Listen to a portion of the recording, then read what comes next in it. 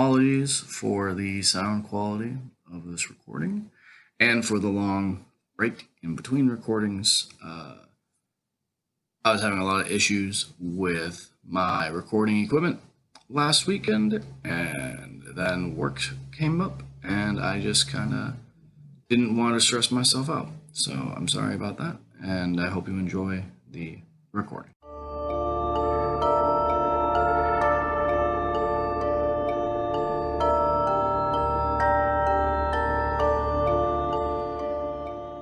Hello, and welcome to Let's Talk Spoop.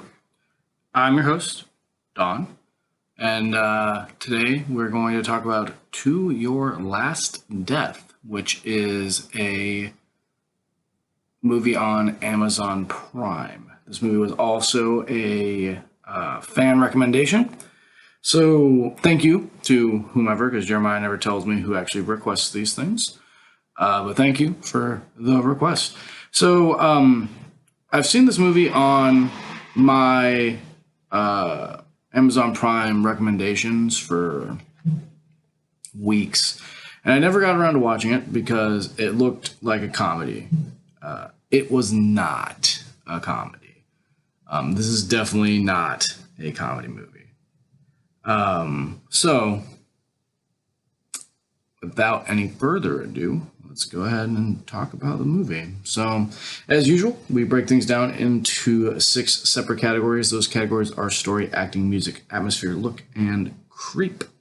And without any further bullshitting, we're going to go ahead and talk about it.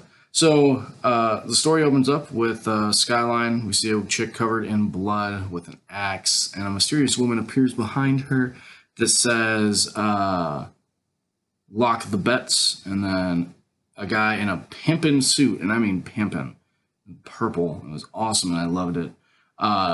Draws like a weird symbol on his hand, and then we follow the bloody woman. She gets arrested because obviously she's covered in blood, wielding an axe in the middle of a city. And then we get to her in the hospital, where in the hospital she's telling the cops that her father got her and her siblings all to the house, or to the building, and proceeded to murder them in grisly fashions, and she was the only survivor. Cops don't believe her for some reason, and then the mysterious woman shows up and tells her she has the opportunity to undo it.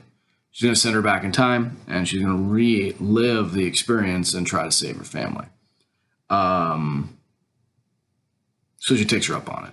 It was a pretty unique story. I kind of enjoyed it. There are, kind of annoyingly, they do time skip a lot where like things will happen, and then because it's being watched by this group of beings, I guess, that are betting on the outcome, they go back again and like change things, and it's kind of makes you a little bit less invested in the characters because of the fact that literally anything can be undone at any point. So I give it a 3.5 on story.